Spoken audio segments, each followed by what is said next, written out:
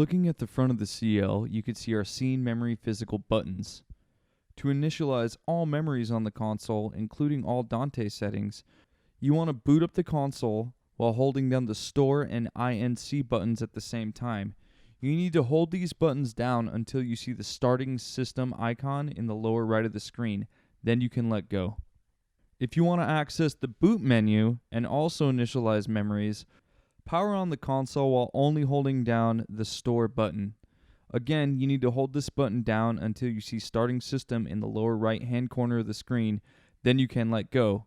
If you want to see a video on how to initialize the QL series consoles, click the link above. Please remember to like and subscribe. Thanks for watching.